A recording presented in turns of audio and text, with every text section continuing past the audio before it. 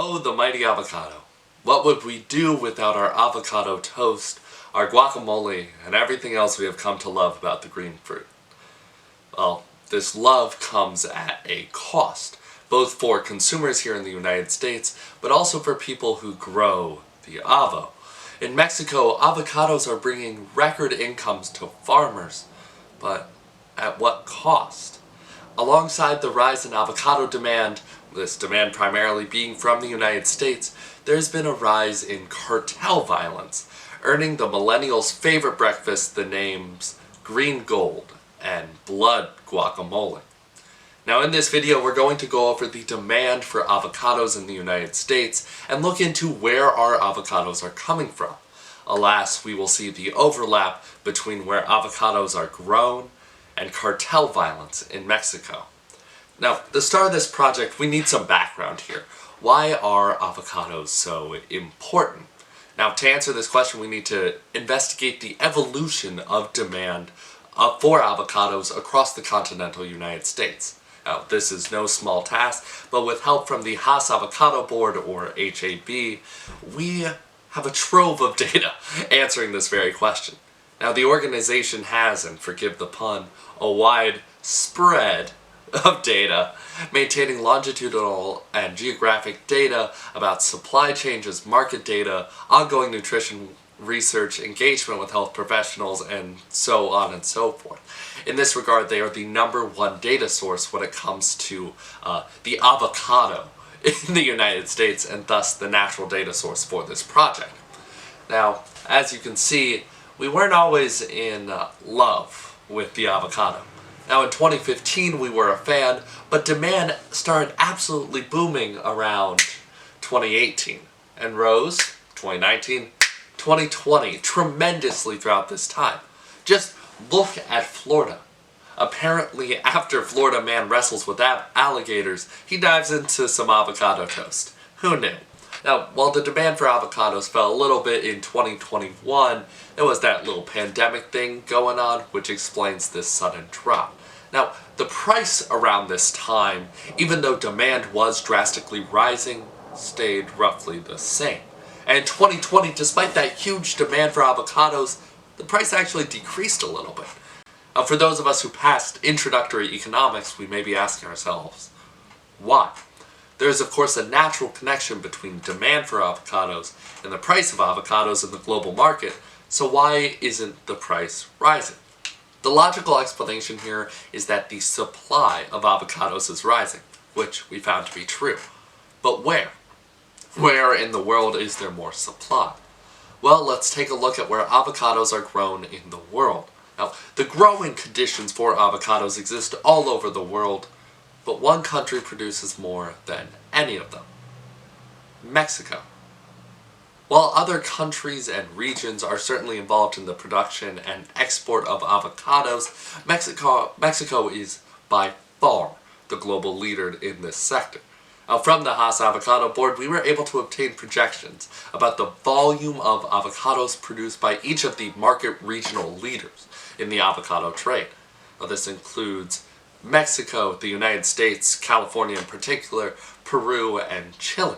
From this data, we were able to get the total volume of avocados produced by those countries across successful years, enabling us to show the disparity in avocado production. And, as you can see here, Mexico produces, and this is the official term in the avocado industry, a boatload of avocados compared to everyone else. In fact, Mexico produces almost a third of the world's avocados, a number and proportion rising by the year. But of course, we're not just interested in the existence of Mexico growing avocados. We've got to look more granular than that if we're going to look at both cartel violence in Mexico and local production. Like the production of any agricultural crop, there are pockets within Mexico whose climate and geography suit the growth of avocados. Think the climate of California. Avocados grow well in temperate subtropical locations, which have a long and frost-free growing season and offer plenty of consistent sunlight. Now, besides climate, there are also other considerations for humans, such as proximity to processing and shipping hubs to prep the crop for export. And once we get a bit more granular at the state level of Mexico, a new picture emerges. No matter what the year, one state repeatedly stands out. Even if we go all the way back to 2005, it's the same state that juts out of us. Michoacan. Now, we barely get any colors anywhere else. Clearly, the production here in this one state far exceeds the rest of the country. Now, more astute viewers may ask the question, okay, cool, but what's the connection to cartels here? Is there really that much violence in these areas? Yes, there is. With regards to cartel violence in the region, you've got four major players. You've got the Jalisco New Generation Cartel, the Sinaloa Cartel, the La Familia Minoacan's Cartel, and the Los Zetas. There are also a few unidentified groups or attacks in the region, but they very well could be spin-offs of these other groups, and they aren't large enough to warrant our attention. Now let's pull up a map of avocado-related cartel violence, a category I did not know existed before this project. Notice where they're concentrated. Cartel violence is widespread in Mexico, with many powerful cartels staking claim to different areas and industries across the country. Avocados have recently gained the title of green gold in Mexico due to the lucrative nature of the avocado trade. And it's not just in terms of the price, but jobs themselves. Jobs themselves in the avocado trade pay up to 12 times more than the state minimum wage, making them extremely sought after. The cartels followed this craze, hoping to add other sources of revenue to their operations, much like in Venezuela how cartels have also got involved with the drug trade.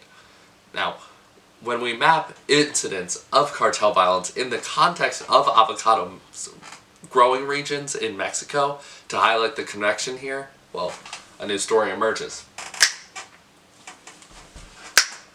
Sorry, we don't have the best post-production budget like the BBC. Let's try this one more time. There we go.